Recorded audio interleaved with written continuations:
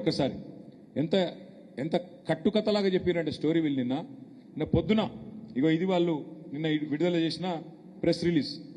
Director TGFSL Telangana forensic laboratory వాళ్ళు విడుదల చేసిన ప్రకటన తూతూ మంత్రంగా ఏం పెద్ద నష్టం కాలేదు, కొన్ని సదుపాయాలకే నష్టమైంది, ఈ ఘటనలో ఎలాంటి ప్రాణ నష్టం కానీ ఎవరికి గాయాలు కలగలేదు అని మొదలు తూతూ మంత్రంగా డైవర్షన్ గేమ్ లాగా స్టార్ట్ చేసింది.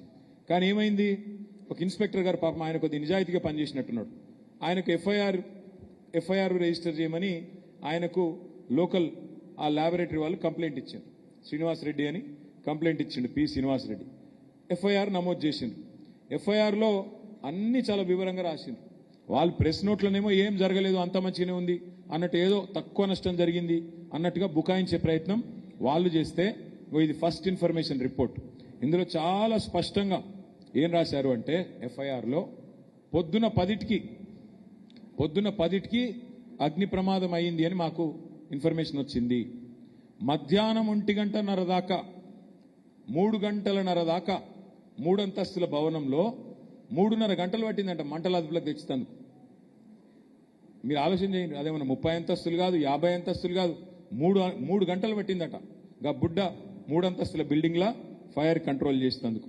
10 గంటలకు ఈ సాక్ష్యాధారాల చెరిపివేత కార్యక్రమం ఏదైతే మొదలైందో సాక్ష్యాలన్నీ మాయమయ్యే వరకు 3:30 గంటలు నిర్విఘ్నంగా జరిగేందుకు మరి ప్రైవేట్ ఆర్మీ లాగా అక్కడ పోలీసు వాళ్ళు కానీ ఇంకా ఇతరులు కానీ సహకరించినట్టుగా కనబడతా ఉంది.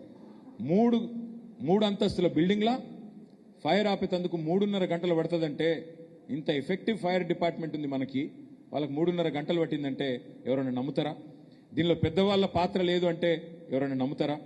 అంటే కేవలం ఇంకా విచిత్రం ఏంటంటే, ఇక్కడ మొదటి అంతస్తులో ఫైర్ ఆపడానికే 3 గంటలు పట్టిందంట, మిగతా అంతా కలిపి అర్ధ గంటనట. ఆ మొదటి అంతస్తులోనే అసలు కీలకం ఉంది. ఈ రాష్ట్రంలో శాంతి భద్రతలకు సంబంధించి, పెద్ద పెద్ద నేరగాళ్లకు సంబంధించిన ముఖ్యమైన కేసులకు సంబంధించి అతి ముఖ్యమైన ఇన్ఫర్మేషన్ అంతా స్టోర్ చేసేది ఈ ఫోరెన్సిక్ ల్యాబొరేటరీ. అక్కడ డ్యూటీలో ఎవరు లేరట. ఇది జరిగినప్పుడు ఇంత విచిత్రం చూడండి. 24 గంటలు డ్యూటీలో ఉండాల్సిన చోట ఉదయం 10 గంటలకు డ్యూటీలో ఎవరు లేరట. ఎవరూ లేకపోవడం వల్ల అనుకోకుండా ఎవరు అటెండర్ చెప్తే వీళ్ళకి తెలిసిందట. ఇవన్నీ కూడా చాలా చతురతను, చాలా అతి తెలివితేటలను, ఫేక్ న్యూస్ను నడిపి మీడియాను మేనేజ్ చేసి తిమ్మిని బమ్మిని చేసే ప్రయత్నంలో ఒక భాగంగానే మేము కనబడతా ఉన్నాం. అందుకే మొదలేమన్నారు, ఏం కాలేదు, అక్కడ ఏం నష్టం జరగలేదు అని ఒక తుపేల్ ప్రెస్ నోట్ రిలీజ్ చేసినారు. ఆ తర్వాత ఇగో ఇది ప్రెస్ నోట్, అందులో ఏం లేదని. తర్వాత ఎఫ్ఐఆర్ వచ్చింది బయటికి. ఎఫ్ఐఆర్లో పాపం మా పోలీస్ ఆయన నిజాయితీగా పనిచేసినట్టున్నాడు. ఆయన రాసిండు క్లియర్గా, ఏమి జరగలేదు అనేది తప్పు. అక్కడ ఏమేమి పోయినాయి అంటే, కంప్యూటర్ ఫోరెన్సిక్ ల్యాబొరేటరీతో పాటు ప్రాపర్టీ రూమ్ తగలబడ్డది, కేస్ వెరిఫికేషన్ ఛాంబర్ మొత్తం పోయింది, అనాలిసిస్ ఛాంబర్ మొత్తం పోయింది, చివరికి సర్వర్ రూమ్ అంటే కంప్యూటర్లో నిక్షిప్తమయ్యే సమాచారం ఏ సర్వర్లు అయితే ఉంటుందో ఆ సర్వర్ రూమ్ మొత్తం కాలిపోయింది.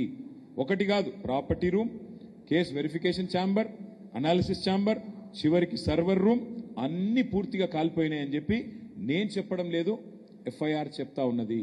దీన్ని బట్టి మనం ఏమర్థం చేసుకోవచ్చు, విజయవంతంగా అనుకున్న పని చేసిండ్రు, విజయవంతంగా పకడ్బందీగా వేసుకున్న ప్రణాళిక పకడ్బందీగా అమలు చేసినారు. ఎందుకంటే ఒకసారిగా సర్వర్లు కాలబెట్టినాక ఇంకేముంటుంది కాడ, ఆధారాలు పోయింది, కేసు పోయింది, సర్వర్లు పోయినాయి, అందులో ఉన్న డేటా పోయింది. కుట్ర విజయవంతంగా ముఖ్యమంత్రి గారు పూర్తి చేసినారు. 50 కంప్యూటర్లు తగలబడ్డాయంట. ఇలా ఒక ప్రభుత్వం అదేవిధంగా ప్రభుత్వాధినేత బహుశా తమ కార్యాలయాన్ని తామే మొట్టమొదటిసారి కుట్రతో కాల్చేయించడం చరిత్రలో ఎక్కడ జరిగి ఉండదు అని రాష్ట్ర ప్రజలు భావిస్తా ఉన్నారు.